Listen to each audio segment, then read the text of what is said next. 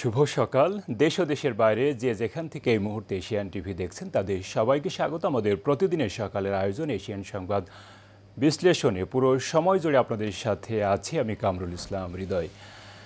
দর্শক, প্রতিদিনের মতো আমরা এই অনুষ্ঠানের মাধ্যমে দেশের শীর্ষ স্থানীয় সকল পত্রিকার প্রধান প্রধান শিরোনাম তুলে ধরি ও আলোচনা করি। তো চলুন দেখে নিই এখন পর্যন্ত যে দৈনিক পত্রিকাগুলো আমার হাতে আছে তার উল্লেখযোগ্য শিরোনামগুলো। দর্শক, এখন পর্যন্ত মাত্র একটি পত্রিকা আমার হাতে এসে পৌঁছেছে এবং সেটি দিয়ে আমরা যথারীতি শুরু করতে চাই। এই মুহূর্তে যে পত্রিকাটি আমার হাতে আছে সময়ের আলো পত্রিকা। পত্রিকাটি সামনে যে ত্রয়োদশ জাতীয় নির্বাচন হতে যাচ্ছে সেটিকে সে নির্বাচন কেমন হবে, সেটার বিধিমালা কী, এ ধরনের বিভিন্ন বিষয় কিন্তু আসলে একটি আরপিও আকারে ইলেকশন কমিশন থেকে চূড়ান্ত করেছে এবং সেই বিষয়বস্তুগুলোকে গুরুত্ব দিয়েই প্রধান একটি শিরোনাম করেছে। নির্বাচনে ফিরছে না ভোট, ইভিএম বাতিল, একগুচ্ছ সংশোধন এনে আরপিও চূড়ান্ত ইছির, পুরো আসনের ভোট বাতিলের ক্ষমতা এবং যে আরপিও চূড়ান্ত হয়েছে ইতিমধ্যে, যেটা আসলে সামনে উপদেষ্টা মণ্ডলীর যে পর্ষদ আছে, সভা আছে, সেখানে আসলে অনুমোদনের জন্য পাঠানো হবে এবং অনুমোদন পরবর্তী পর্যায়ে আসলে রাষ্ট্রপতির অধ্যাদেশের মাধ্যমে সেটি আইন আকারে কিন্তু আসলে প্রকাশ হবে, একটি গ্যাজেট প্রকাশ হবে এবং তারই আসলে বিষয়বস্তুগুলো কিন্তু এই শিরোনামের প্রাধান্য পেয়েছে। কি আসলে হতে পারে? পুরো আসনের ভোট বাতিলের ক্ষমতা থাকবে ইলেকশন কমিশনের হাতে।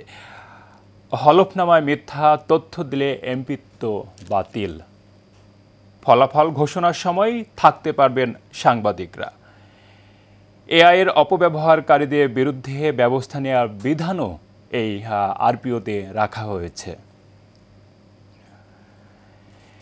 এবং তারই পাশে প্রধান আরেকটি যে শিরোনাম আছে, আসলে আওয়ামী লীগ সরকার যে ফ্যাসিবাদ আসলে ফ্যাসিস্ট হয়েছিল, ফ্যাসিবাদী হয়ে ওঠার পেছনে কিন্তু এককভাবে যে আওয়ামী লীগ দায়ী তা কিন্তু না, এবং তার পেছনে আসলে কেউ না কেউ বা আসলে কারোর সহযোগিতা লাগে এবং সাপোর্ট লাগে। ঠিক একইভাবে একটি রাজনৈতিক দল জাতীয় পার্টি আসলে বিগত যে 3টি জাতীয় নির্বাচন হয়েছে সেই নির্বাচনে তারা এই ফ্যাসিবাদ সরকারের দোসর হিসাবে কাজ করে তাদের নির্বাচনকে আসলে আখ্যায়িত করেছিল এবং মোটামুটি পর্যায়ে একটা গ্রহণযোগ্য অবস্থায় নিয়েছিল এবং সেটিকে গুরুত্ব দিয়ে পত্রিকাটি একটি শিরোনাম করেছে। শিরোনামটি এমন, বহাল তবিয়তে তারা, অর্থাৎ গত 1.5 দশক ধরে জাতীয় পার্টি এককভাবে আওয়ামী লীগের পক্ষে কাজ করেছে। জাতীয় পার্টির অংশগ্রহণে অনুষ্ঠিত 2014 সালের নির্বাচনে 153 জন বিনা প্রতিদ্বন্দ্বিতায় নির্বাচিত হয়েছিল। অবৈধ নির্বাচনে জাতীয় পার্টি অংশগ্রহণ নিয়ে বৈধতা দিয়েছে। চুন্নুর পোস্টারে জাতীয় পার্টির মনোনীত ও আওয়ামী লীগ সমর্থিত এমন লেখাও আমরা দেখেছি, যেটি বেশ গুরুত্ব পেয়েছে আজকের শিরোনামের অংশবিশেষে। এবং সর্বশেষ 2024 সালের ডামি নির্বাচনে জাতীয় পার্টি অংশগ্রহণ করে এবং এই অংশগ্রহণের মধ্য দিয়েই কিন্তু শেষে যে জাতীয় নির্বাচন হয়েছিল সেই নির্বাচন অল্প কিছুটা হলেও কিন্তু আসলে বৈধতা পেয়েছিল। যদি জাতীয় পার্টি নির্বাচনে অংশগ্রহণ না করতো তাহলে কিন্তু এককভাবে নির্বাচনে গিয়ে ফ্যাসিস্ট সরকারের যে দল আওয়ামী লীগ সেটি কিন্তু আসলে সরকার গঠন করতে পারতো না এবং করলেও কিন্তু সেটি দেশে এবং বিদেশে কোথাও আসলে গ্রহণযোগ্যতা পেত না। যতটুকু গ্রহণযোগ্যতা পেয়েছিল এই জাতীয় পার্টি অংশগ্রহণের মাধ্যমে আসলে হয়েছে এবং যেটি কিন্তু আজকের পত্রিকায় বেশ প্রাধান্য পেয়েছে আমরা দেখতে পাচ্ছি। জাতীয় পার্টির অকণ্ঠ সহযোগিতায় আওয়ামী লীগকে ফ্যাসিবাদী হয়ে উঠতে বড় ভূমিকা রেখেছে বলে মনে করেন জুলাই অভ্যুত্থানে নেতৃত্ব দেওয়া ছাত্র জনতা ও বিশ্লেষকরা। এদিকে জিএম কাদের বলেছে, আমি শেখ হাসিনা সরকারের অনিয়ম দুর্নীতি নিয়ে সোচ্চার ছিলাম, কিন্তু নির্বাচনে যেতে চাইনি, ব্ল্যাকমেল করে আমাকে নির্বাচনে নেওয়া হয়েছিল, এমনটি জিএম কাদের দাবি করেছে। এবং তারই পাশে যে শিরোনামটি আমরা দেখতে পাচ্ছি, আমরা জানি গতকাল সন্ধ্যায় অন্তর্বর্তীকালীন সরকারের প্রধান উপদেষ্টা 3 দিনের রাষ্ট্রীয় সফরে মালয়েশিয়ায় গেছে এবং সেখানে পৌঁছেছে, এবং সেটিকে গুরুত্ব দিয়ে পত্রিকাটি এমন শিরোনাম, পত্রজায় ডক্টর ইউনুস আনোয়ার ইব্রাহিম একান্ত বৈঠক হবে আজ, এবং সেটিকে গুরুত্ব দিয়েই কিন্তু পত্রিকাটি এমন একটি শিরোনাম করেছে আমরা দেখতে পাচ্ছি। পত্রিকাটি আরও বেশ কিছু শিরোনাম করেছে, সেগুলো আমরা এক নজরে দেখে নিতে চাই।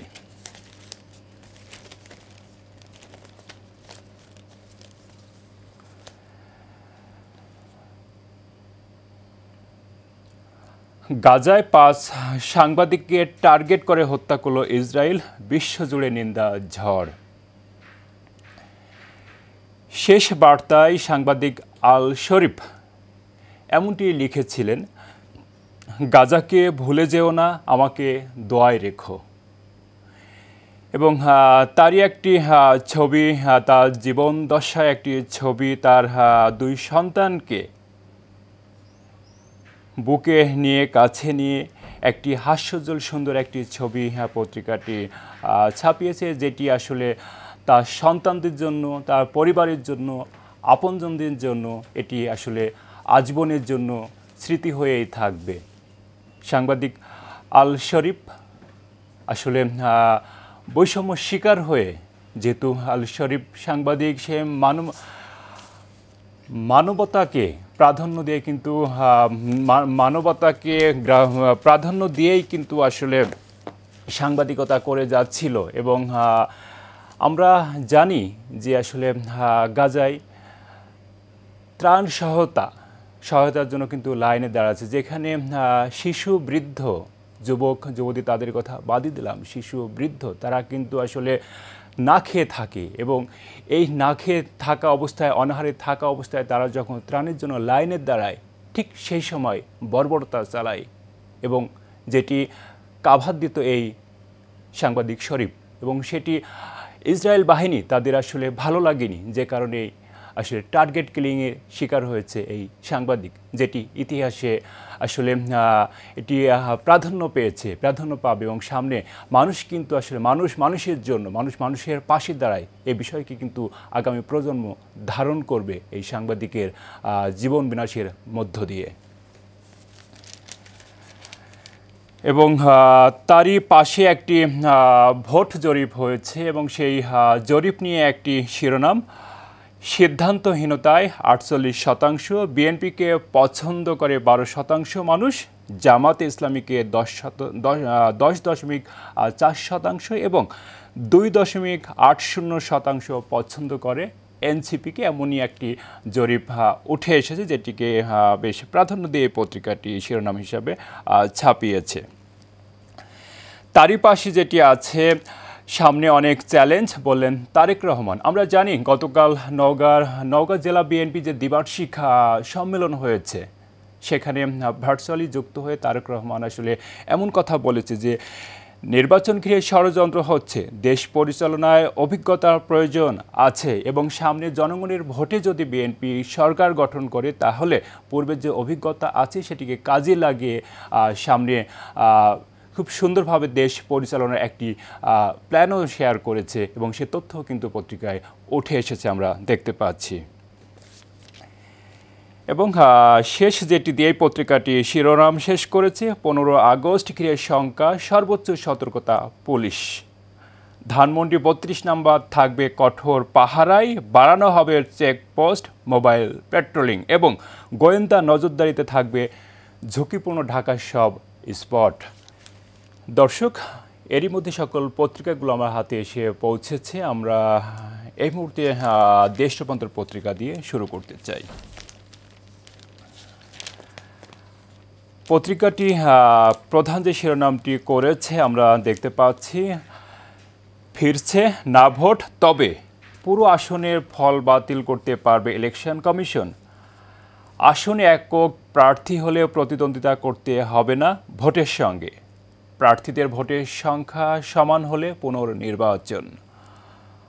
ডিজিটাল বিলবোর্ড ছাড়া আলোকসজ্জায় নিষেধাজ্ঞা, ইভিএম বাতিল। আরপিওতে স্পষ্ট হচ্ছে রাজনৈতিক দলের কার্যক্রম স্থগিত বা নিষিদ্ধের কারণে।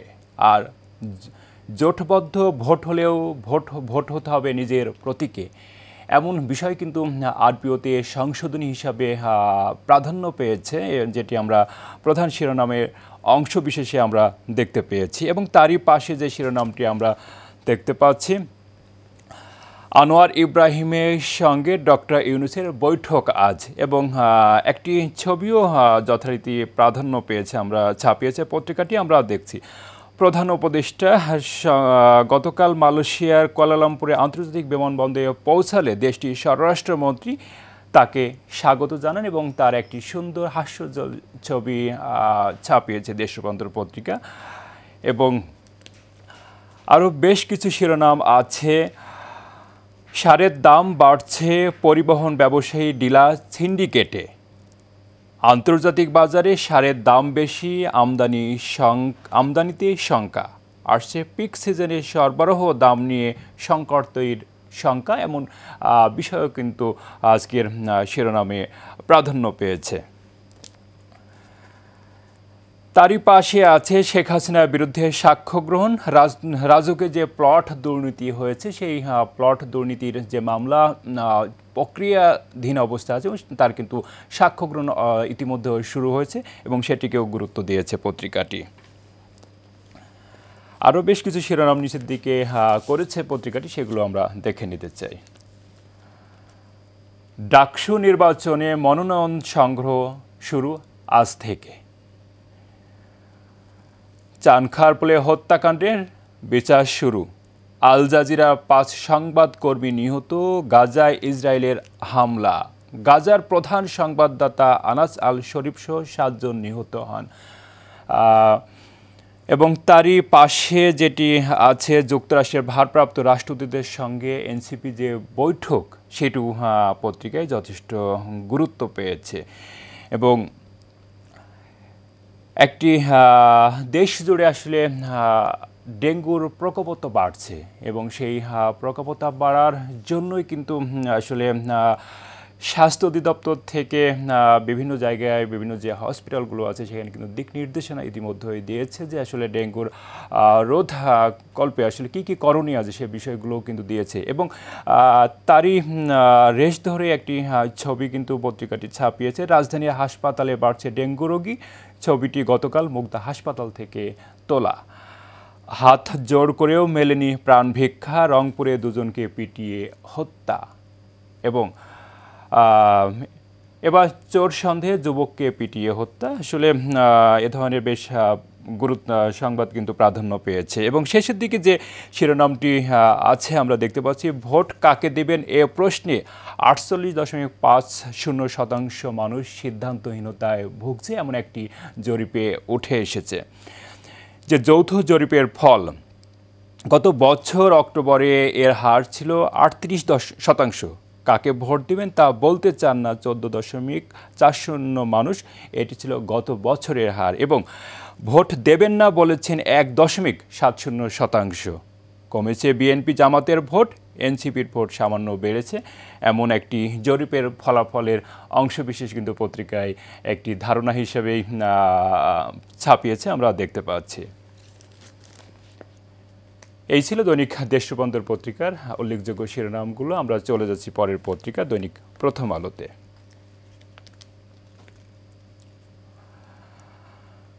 প্রথম আলো প্রধান যে শিরোনামটি করেছে, নির্বাচনী দায়িত্বে সশস্ত্র বাহিনীর ক্ষমতা বাড়ছে। ইসির প্রস্তাব, আগামী সপ্তাহের মধ্যে প্রস্তাব আইন মন্ত্রণালয়ে পাঠানো হবে। উপদেষ্টা পরিষদের অনুমোদনের পর রাষ্ট্রপতির অধ্যাদেশের মাধ্যমে তা আইনে যুক্ত হবে। বেশ একই ধরনের বিষয়, কোনো আসনে একক প্রার্থী থাকলে না ভোটের অবস্থা বুঝে পুরো আসনে নির্বাচন স্থগিত বা ফলাফল বাতিল করতে পারবে। কোনো দল জোটগতভাবে নির্বাচন করলেও নিজেদের প্রতীকে নির্বাচনে অংশ নিতে হবে, যেটি আমরা দেখেছি, শুনেছি এবং আরপিও তো সংশোধনী আকারে কিন্তু প্রাধান্য পেয়েছে। তারই পাশে একটি ছবি, গাজায় ইসরায়েলের হামলায় প্রাণ হারিয়েছেন ৫ সহকর্মী, তাদের স্মরণে একত্র হয়েছেন আল জাজিরার সংবাদকর্মীরা। গতকাল কাতারের রাজধানী দোহায় সংবাদ মাধ্যমটির যে কার্যালয় আছে সেখানে আসলে সবাই একত্রিত হয়েছে এবং একত্রিত হয়ে একটি ছবিও বিভিন্ন পত্রিকায় এসেছে, একইভাবে প্রথম আলো এটি ছাপিয়েছে। এবং তারই পাশে যে শিরোনামটি প্রাধান্য পেয়েছে, অন্তর্বর্তীকালীন সরকারের ১ বছর পূর্ণ হয়েছে ৫ আগস্ট, অর্থাৎ ১ বছরের পেরিয়ে কয়েকটা দিন হয়ে গেছে। এই ১ বছর সময়ে দেশের যে বিভিন্ন খাত আছে, সেক্টর আছে, তো স্বাস্থ্য খাতের কতটুকু উন্নতি হয়েছে, অবনতি হয়েছে, সে বিষয়টিকে আসলে গুরুত্ব দিয়ে এই পত্রিকাটি একটি শিরোনাম করেছে এবং শিরোনামটি আসলে এমন, কাজ হয়েছে কাগজে, উন্নতি হয়নি সেবায়। এ ধরনের স্বাস্থ্য খাত নিয়ে এই প্রথম আলো এমন একটি শিরোনাম করেছে, আমরা দেখতে পাচ্ছি। ক্ষমতার বদল হলেও মানসিকতার পরিবর্তন হয়নি, স্বাস্থ্য উপদেষ্টা এমনটি জানিয়েছে। গাজায় আগ্রাসন, ইসরায়েলি হামলায় আল জাজিরার ৫ সংবাদকর্মী অর্থাৎ সাংবাদিক নিহত হয়েছে, সেটিকে গুরুত্ব দিয়েও পত্রিকাটি ছাপিয়েছে। আন্দোলনকারীদের ফাঁসি দিতে চেয়েছিলেন শেখ হাসিনা, ট্রাইব্যুনালে চিফ প্রসিকিউটর এমনটি দাবি করেছে এবং বলেছে।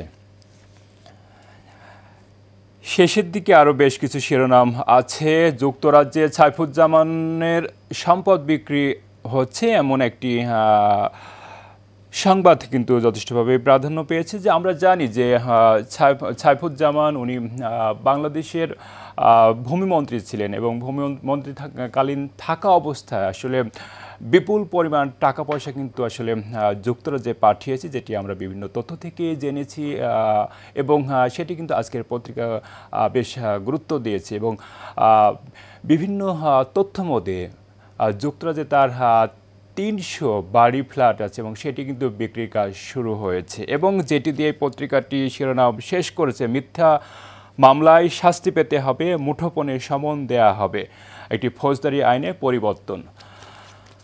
দর্শক, এই ছিল দৈনিক প্রথম আলো পত্রিকার উল্লেখযোগ্য শিরোনামগুলো। তো দর্শক, আমরা দেখছিলাম দেশের শীর্ষস্থানীয় সকল পত্রিকার উল্লেখযোগ্য শিরোনামগুলো এবং বিভিন্ন শিরোনামের মাঝে আজকের পত্রিকায় আসলে মোটা দাগে বলতে গেলে বেশ কিছু বিষয় কিন্তু আজকের পত্রিকায় প্রাধান্য পেয়েছে। যেমন ৩ দিনের রাষ্ট্রীয় সফরে গেছেন আমাদের অন্তর্বর্তীকালীন সরকারের যে প্রধান উপদেষ্টা তিনি, এবং আল জাজিরা যে ৫ সাংবাদিক নিহত হয়েছে সেটিকেও বিভিন্ন পত্রিকা গুরুত্ব দিয়ে ছাপিয়েছে এবং আরও যে বিষয়টি আসলে মোস্ট ইম্পর্টেন্ট হিসাবে প্রাধান্য পেয়েছে সেটি যে আরপিও আকারে যে আসলে সামনে ত্রয়োদশ নির্বাচন সেটি কেমন হবে এবং সেখানে কিছু আইনে আসলে পরিবর্তন এসেছে, সে বিষয়গুলোকেও কিন্তু গুরুত্ব দিয়ে আজকের পত্রিকা শিরোনাম হিসাবে ছাপিয়েছে। তো দর্শক, আমরা আজকে অনুষ্ঠানের একেবারেই শেষ পর্যায়ে, আবার দেখা হবে আগামীকাল ঠিক একই সময়ে। ততক্ষণ ভালো থাকুন, সুস্থ থাকুন, এশিয়ান টিভি সাথেই থাকুন। ধন্যবাদ সবাইকে।